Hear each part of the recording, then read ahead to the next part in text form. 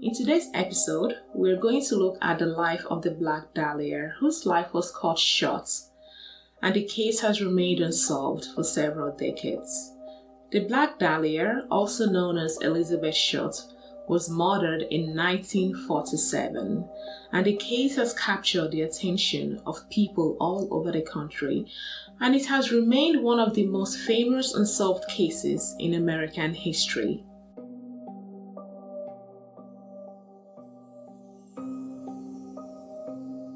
Elizabeth Short was born on July 29, 1924, in Boston, Massachusetts. Her parents were Phoebe and Cleo Short, and she had 4 older sisters. When Elizabeth was just 6 years old, her father abandoned the family, leaving Phoebe to raise their 5 daughters on her own. Phoebe moved the family around frequently, eventually settling in California. Unfortunately, Phoebe struggled to provide for her daughters and was forced to put them in foster care for periods of time.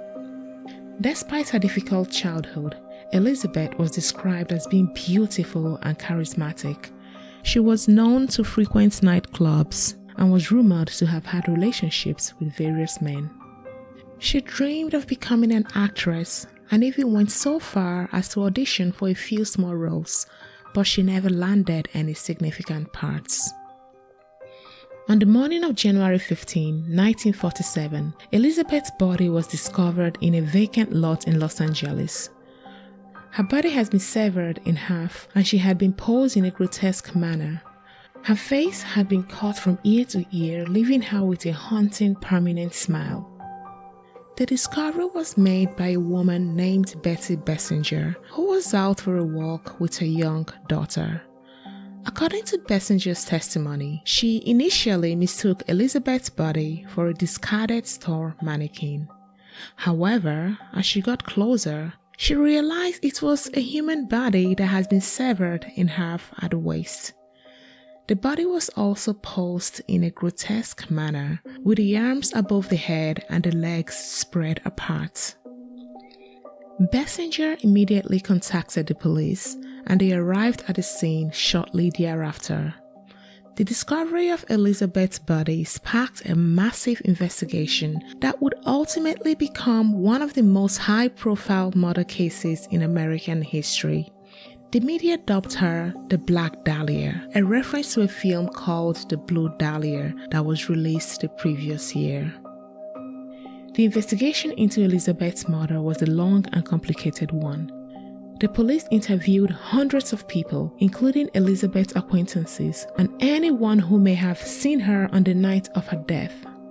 The police also received dozens of tips and leads from the public, but none of them led to a suspect. One of the early suspects was a doctor named George Huddle. Huddle's son, Steve Huddle, wrote a book called Black Dahlia Avenger, in which he claimed that his father was responsible for Elizabeth's murder. However, there was never any concrete evidence to support this theory.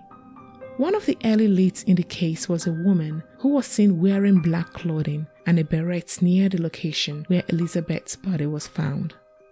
The woman was reportedly seen with a man who resembled a composite sketch that was created based on witness accounts. The woman was never identified, and it is unclear whether she had any connection to the murder. She was dubbed the mysterious woman in black. A man named Robert Manley was initially a suspect in the case. Manley was the last person seen with Elizabeth before her murder and had driven her to several locations in his black 1936 Packard. He was eventually cleared of any involvement. A tipster later claimed to have seen a black Mercedes-Benz near the location where Elizabeth's body was found, but the car was never definitively linked to the murder. In the months following Elizabeth's murder, the LAPD received several letters that claimed to be from the killer. The letters were written in a strange, disjointed style and contained details about the murder that had not been previously released to the public.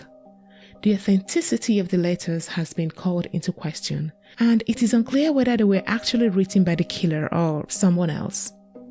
The police interviewed hundreds of people who had seen or interacted with Elizabeth in the days and weeks before her murder. Some witnesses claimed to have seen her with various men, while others reported seeing her at different locations around Los Angeles. None of these witnesses were able to provide any concrete information about the killer. Over the years, several other suspects have been named in the case, but none of them have ever been definitively linked to the crime. The case remains officially unsolved. It is unlikely that anyone will ever be brought to justice for Elizabeth's murder.